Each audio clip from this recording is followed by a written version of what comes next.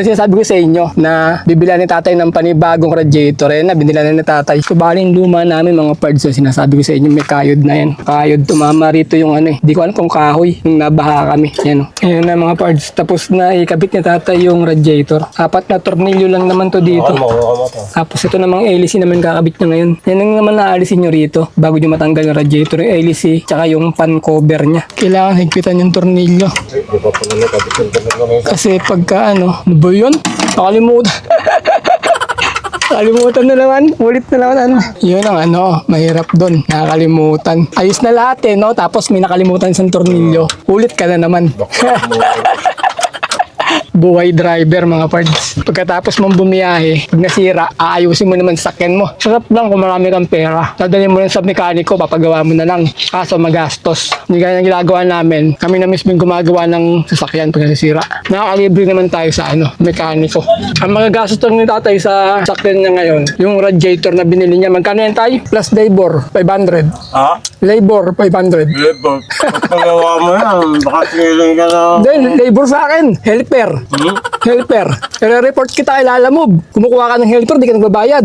Revolution natin ha. Oo. Wala, si Ryan Tay.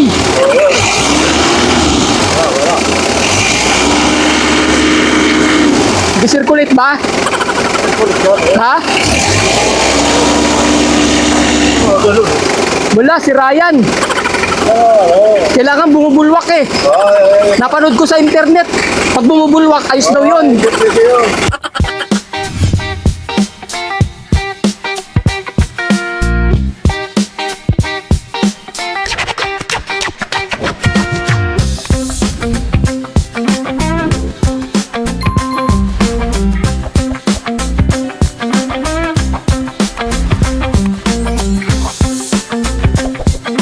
Then mga pards, may panibagong vlog na naman tayo ngayon. Papakita natin yung paggawa ni tatay kung gaano siya kalupit. Ito, bibidyoan daw natin yung pagmemekaniko ni tatay. Alam na natin kung gaano kalupit si tatay magawa ng sakyan. Sirain niya muna, tapos sa kanya aayusin. Ito sinasabi ko sa inyo na bibila ni tatay ng panibagong radiator. Ayan na, binila na ni tatay. So bali yung luma namin mga pards. So sinasabi ko sa inyo may kayod na yan. Kayod, tumama rito yung ano eh. Di ko alam kung kahoy. Yung nabaha kami. Yan, puro ano na, lubog na yung mga ano niya. Hindi na raw siya nakakahinga kaya ganyan. Ayan na, bali kinakabit na ni tatay itong radiator dito. Bago to mga pards. Brand new. Ano daw to? Tanso. Binili ni tatay. Ayaw niya ng aluminum. Ayaw niya rin ng plastic eh. Alam niyo ba kung magkano yung bili ni tatay dito? Magkano tay? 8.5 daw mga pards. Kasi yung radiator namin, parang ano na siya eh, mainit eh. Yung gauge namin mga pards, kaya namin pinalitan niya kasi umaabot na agad ng kalahati. Konting under pa lang, nasa kalahati na siya. Dati halos wala pa sa 1/4 eh. Nung wala pang tama yung radiator namin. Ngayon, pagka tumakbo na tayo ng isang oras, kalahati na agad yung gauge niya. Pagka umakyat ka na bundok, gaya ng Baguio, Matarik, halos 3/4 na eh. Papunta na sa pagka-overheat eh. Kaya sabi ni tatay, papalitan niya na. Nangati yung kamay niya. Pero sakto naman, nangati yung kamay niya. May panggastos siya na pambili ng radiator, mga pards. Parang mahaba na yung hose. Ha? Mahaba na yung hose niya. Sakto lang. Sakto lang. Ayan o. Nakatapat dyan sa butas. Okay na. Yan. Lagay na lang yung tornilyo. Ano ko lang, baka tumayad eh. Pero sinukat mo yan doon sa may ano, yung mga butas niya. Kaparehas. Sukot eh. Pantay siya. Ilang rows yan? 3 rows. Yung dati natin, ilan? 3 rows. 3 rows lang din. Parehas lang. Paras lang. Nung nabili ba sa sakyan tay, wala pang damage yung radiator natin nun. Maayos pa. Wala pa. Wala pang mga uka-uka na ganon. May tama-tama lang na ano. Na konti. Oo, yung napipi. Pero hindi pa ganon na may kayod. Pa ano, napipi lang yung ano. May ilan na pipi. Oo, yung mga tubo. Pero kasi yung huli, nakayod na eh, no? Eh ngayon tay, sigurado na yan. Na hindi naiinit yung ano natin, makina. Dahil bago na yung radiator natin eh, no? Yung gastos talaga tay eh, pag maintenance sa sakyan eh, no? Lalo na pagka may sira siya, no? Papalit ka ng mga pyesa. Ayun na mga parts. Tapos na ikabit ni tatay yung radiator. 4 na tornilyo lang naman to dito. Tapos ito namang hélice naman kakabit niya ngayon. Yan ang naman naalisin nyo rito bago nyo matanggal yung radiator. Yung hélice, tsaka yung pan cover niya. Ayun yung pan cover. Oh. Unahin daw muna ikabit tong hélice. Madilim ba? Madilim. Kailangan sama ko to sa butas dun. Oh. Mabusisi rin pagkabit nito kasi mahirap din itutok yung, yung tornilyo niya sa butas nung nung bearing ba yan. Ito yung mahirap na part dyan mga parts yung kakabit tong tornilyo na to. Yung bracket ng hélice papunta rin sa may wheel bearing nitong hirap itutok. Pero pagka natutok mo na yung isa, tapos na yung tornilyo mo na. Pero diretso na yan. Nakabit na namin yung dalawa Pangatlo na tong tornilyo na to na ikakabit. Naalala ko pa dati nung yung radiator namin. Halos parang hindi nga pumapalo Sabi nga ni tatay, parang sira yung radiator hindi pumapalo Kakaunti lang yung palo mga parts. Dati yun, maganda pa yung radiator natin. Ngayon testing natin kung kaparehas niya itong bago. Dahil bago na nga to. Matagal siyang papalo Kailangan mainit na yung makina bago makikitang papalo yung gauge. Pero ngayon, ilang minuto lang. Pagka in-start namin yung luma, ang bilis umangat ng gauge ng namin, temperature. Tapos pagka matagal-tagal na, nasa kalahati na siya, umabot ng kalahati. Lalo na pagka mainit yung panahon. Kaya nga binalak ni tatay na palitan ng radiator. Dahil nga mataas na lagi yung temperature namin. Kasi wag mo nang antayin pa na umabot pa sa cylinder yung problema. At least nasa pa lang, radiator pa lang. Palitan mo na. Kasi mahirap nang ayusin pagka lumala na. Mas marami ka nang papalitan. Hindi lang yung radiator, pati na yung cylinder. Baka pumutok-putok yung cylinder mo. Yung gasket o yung mismong cylinder mabiyak. Bingkong pa mo. Mabibingkong, no? Nabibingkong din yun Babala mga parts huwag yung gagayahin to. Tanging eksperto lang gumagawa nito. Tanging si Tatay Nestor lang. Sisirain niya muna bago niya aayusin para may vlog lang siya. Sabi niya, videoan ko daw siya Gusto niya yung binibidyoan siya habang nagagawa. Ganyan ka-eksperto yan yung tatay ko. Kaya binibidyoan natin. Madami nga nagtatanong, Tay, yung iba, saan ba yung nyo? Yung pagawaan nyo? Nagtatanong saan doon shop mo, Tay Pagawa sila. Yan, bali pipitikin ni tatay para umikot kasi yung tornilyo nasa ilalim. Hindi namin madukot Pipitikin niya lang yung makina para umikot yung Boom! Sumabog tayo Okay. Hop, tama na. Dito na sa side ko. Pwede na. Abot ko na yan. Kaya ko na abutin dito yan. Ngayon, tapos na natin yung hélice mga parts. Itong pan cover naman. Radiator cover o pan cover. Ganun. Pag na-tornilyo na to, okay na. Kabit na natin itong mga hose. Tapos, ganun tubig. Matitesting na natin. Diba sabi mo dati tayo pwede i-repair yung radiator na to? May nagre-repair. Oo. Anong gagawin pagka na-repair? Itutuwid niya lahat ng butas? Palitan nila. Apalitan yung butas? Yung mga tubo. Apalitan? Bakit din lang natin pina-repair? Mahal din. Baka Mahal din? Kaya bago na lang yung binili mo. Pwede naman ipa-repair mga parts yung ganito radiator sa mga radiator repair shop. So mataas din daw yung singilan. At least original yung mo. original Yung radiator. Hindi na pantoy mga parts itong niya, housing ng pan. Kasi bago na to radiator natin. Kaya magbubutas dun sa kabila para may kabit natin. Ito mga parts, kinakabit na namin yung tornilyo ng radiator. Tsaka na itong pan cover. Bale, ito yung sa gabal Ito, lagayan ng power steering. Tinanggal yung tatay host doon. Kasi hindi namin madukot yung sa may ilalim ng tornilyo rin, sa may pan cover. Niluwagan, dinilid namin. Tapos itong pan cover, hindi na siya katugma ng butas nito. Radiator kasi bago. Binutasan na namin ng panibago itong pan cover. Fiber lang naman to Madaling butasan. Yun ang diskarte namin para pumantay siya. Higpit na dyan. Diyan na lang. Ito na sa ilalim. Kailangan higpitan yung tornilyo. Di ba pala nakabitin pa naman Kasi pagka ano ba yun? Nakalimutan. Yun ang mahirap doon. Nakakalimutan. Ayos na lahat no? Tapos may nakalimutan sa tornilyo. Ulit ka na naman.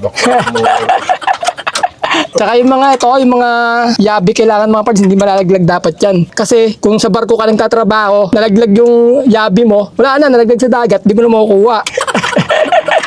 Ganun ang katrabaho. Ngayon, paano makakabit siya? Babaklasin ko pa ulit to. Hindi mo pala kinabit yung isang tornilyo na radiator, nakalimutan. Kaya sabi ko kanina, may isang tornilyo pa doon, naligaw. Baklas ulit. Ligpitan ko na Isa lang. Bili tayo ng merienda mga pards, las 4 na. Dahil napakainit, bili tayong soft drinks. Tutok na tutok tayo sa araw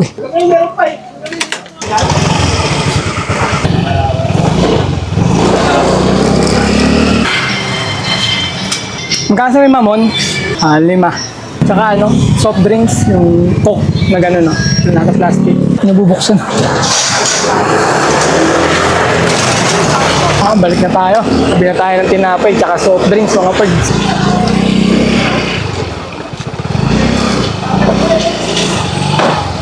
Yung masarap dito pagka nagagawa ka yung merienda time mga pards. Ang init kasi. Grabe, nakatutok sa amin yung araw. Ganito yung buhay driver mga pards. Pagkatapos mong bumiyahe, pag nasira, aayusin mo naman sa sakyan mo. Sarap lang kung marami kang pera. Dadalhin mo lang sa mekaniko, papagawa mo na lang. Kaso magastos. Hindi kaya yung ginagawa namin. Kami na mismo yung gumagawa ng sasakyan pag nasisira. Nakakalibre naman tayo sa mekaniko. Ang magagastos lang ni tatay sa sakyan niya ngayon, yung radiator na binili niya. Magkano yan tayo? Radiator? 8.5. 8.5. Ito. Ah, 250 yan. yung takip. Hindi kasama yung takip na radiator na yan? Walang takip yan na binili mo? Sira na eh. Hindi, ito walang libreng takip yan. Wala eh. Bakit tinanggal lang nagbibenta? Ayos na. Dapat may takip yan ah. Binili yung radiator mga parts, walang takip. Kaya binili tatay itong takip ng radiator, 250. Magkano gas mo lahat ng sakyan? 8.5, tsaka 250, 8,750. Plus labor, 500. Ha? Labor, 500. Labor. Pagawa mo yan, baka siniling ka na. Then, labor sa akin, helper. Helper. I-report kita kay Lalamove. Kumukuha ka ng helper, di ka nagbabayad. Marereklamo kita niyan. Kaya ang baba na 1.5 yun, siniling ka na Yan, labor 1.5. Kakabit mo lang yan. Radiator. Mahal naman. Kaya ganun talaga yun. Singilan. Ganun daw mga parts. Pagka pinalabor mo daw yan, pakabit ng radiator, pabaklas, tsaka pakabit. 1.5 na raw yun sa mekaniko. Alam mo dati, presyuhan yan, yung magkano singilan. Kasi noong araw ng bata pa siya, pag pinapatawag siya, ganun din siya. Minsan, may tumatawag sa kanya, yung mga operator din ng mga jeep na iba, na hindi marunong maggawa, yung mga sakyan nila. Kaya sira, pag di nila kaya, natawag si tatay, tatay yung nagagawa. Binabayaran siya. Pero sa kanya kasi, mababa yung labor singilan niya. Kumpara sa mga labor na mechanic talaga may pwesto. Kasi siya, tinatawag lang kung kailan kailangan. Pagwasa kanya, pag di nila kaya, tinatawag si tatay. Lalo pagka makina ng mga jeep, di nila alam kabit ganun. Tinatawag si tatay. Ito na lang tapos na kami. Tapos lalagyan na lang ng tubig ni tatay yan. Okay na. Testing na natin. Okay, so alright na mga parts. Bale, lalagyan na natin ng tubig tong radiator para matesting na natin. Walang rito sa namin, garahe namin, walang gripo. Pero may si tatay dyan imbakan ng tubig. Ayun, puro galon. Dami niyang galon dyan na iniimbakan ng tubig. Sabi ni tatay, pag sira na daw yung takip, dyan yung malalaman. Yan, takip na yan. Pag sira na daw yan, pindutin mo lang daw tong hose. Pagka may lumabas daw dyan, wala. may takip. Pinipindot mo? Kanina meron eh. Walang lumalabas sa tubig. May lumabas na tubig yan, sira ang takip. Saan lalabas sa tubig? Dito. Dyan sa may yung ng hose dyan. Yan, wala Ibig sabihin, hindi nakakasingaw. Sabihin, okay yan. Walang singaw. Kaya ito naman pag-testing ng radiator, mga parts, kung sira o ayos. Start muna natin to. Yun. Revolution natin Oo. Wala, si Ryan Tay.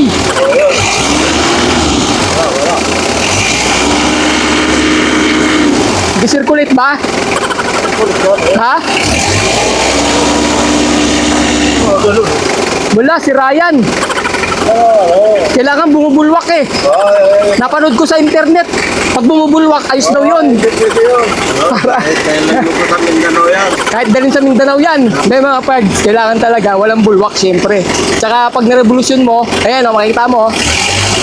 Ayan paikot-ikot na ganun dapat yung tubig. Yan ang tamang circulation.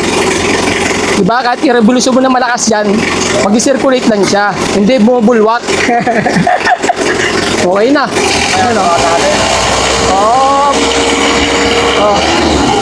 Okay, sa alright, kinuha ni tatay. Replacement ng ng radiator. Pero hindi replacement yung radiator natin kasi tanso yung binili niya May mga mura. Yung plastic tayo magkano? 5.5 lang. 5.5 lang daw yung plastic. Mas mura yung plastic. Pero mas maganda kasi yung tanso. Kita niyo yung gauge natin mga pards. Yan yung sabi ko, pagka kala mo sira, walang palo, di ba? Pag tinatakbo mo. Sa amin kasi, pupunta dyan sa kalahati. Pagka medyo mainit na. Yung dating namin, radiator, ganyan. Nakababa pa yung temperature kasi bagong bukas pa lang. Obserbahan pa natin, maya-maya, mga 10 minutes to 15 minutes. Nakikita natin kung aangat yan. Pwede na tay. Magkano ba benta mo? Ayos na Ay, mga gusto bumili. L300. Nagsawa namin kami biyahe kay Lalamove Sure pa yan. Kondisyon Walang usok yan. Walang usok. Pero sa mo, may usok yan. Gasbo, bagsak. Walang usok, pero sa asbo, bagsak. Ayan ang kagandahan mga pards, pagka may sakyan ka, marunong ka maggawa, ma-maintain mo o ma-maintenance mo yung sakyan mo para lagi siyang kondisyon. Pagka may pera ka, katulad ni tatay, may pera, nakabili ng 300. Ano to eh? Kumbaga, puhunan, pang ano na to, hanap buhay, di ba? Nandyan lang yan, nakatago lang yung pera mo bilang sasakyan. Pero habang nakatago siya dito, binibiyahin natin, kumikita tayo kahit papano. Hindi siya nauubos basta-basta. Pag tinago mo sa cabinet mo, eh, siyempre, sa hirap ng buhay ngayon, minsan na nauubos, tatagalan, saglit lang ubusin yung pera ngayon eh. Ang mamahal ng mga bilihin, mga pards. Yung 1,000 ko, di na umaabot ng 1 linggo eh. Pambili pa lang ng ulam, 3 araw lang, 2 araw lang, bawon ng asawa ko, bawon ng anak ko. Ubus na. Almusal, tanghalian, merienda, hapunan, ubus na 1,000 mo eh. Eh dito, yung ano natin, puhunan, nakatago lang siya dito. Basta inaalaga mo ng sakyan mo, pagka nakakabiyahe ka, kumikita ka naman, at least di naubos yung ano natin. Nakapondo lang siya dito. Ayan, pakita ko sa inyo yung gauge namin mga pards. Gumalaw siya, konting-konti lang. Ayan oh, di ba? Ano lang, lumagpas na lang konti sa isang guwit. Dati kasi, lagpas sa 2 guwit, halos papunta na sa kalahati. Kaya pinalitan natin ng radiator. Tapos nung nakat kami ng atok, grabe mga pards, umaabot na sa ano, papunta na ng ano, 3/4, konti na lang, mag-overheat na siya. Nung umakit kami ng atok doon, tsaka ng Baguio. Kaya nangangamba si tatay kasi baka masira agad yung makina natin pagka ganun, masyadong mainit yung temperature. Kaya nag-ipon si tatay ng pera, tagal-tagal din yun, ilang buwan din, pinag-ipunan niya. Ayun, bumili na siya ngayon ng radiator. Okay na yan, di na gano'ng mainit yung makina natin. Di na rin gano'ng mainit yung puwet natin kasi maganda na yung circulation ng tubig, hindi na siya nag-iinit ng sobra. Kaya ayun lang mga pards, yung vlog natin ngayon. Masusunod ulit, vlog ulit tayo, nagagawa kami sa akin ng tatay. Sisirain ko ulit. Para na gagawin ni tatay, may vlog na naman kami. Hindi, gano'n naman talaga eh, kasi sa sakyan ko, lagi natin ginagamit. May masisira at masisira talaga. Paano mga pards, nagiligpit na kami ni tatay ng gamit namin, pauwi na rin kami. 5:30 na ng hapon, bukas biyahe ulit kami kay Lala mo. Kita-kita na lang tayo sa mga susunod ko pa mga video. Maraming salamat sa mga nanood. Maraming salamat mga pards. Bye-bye.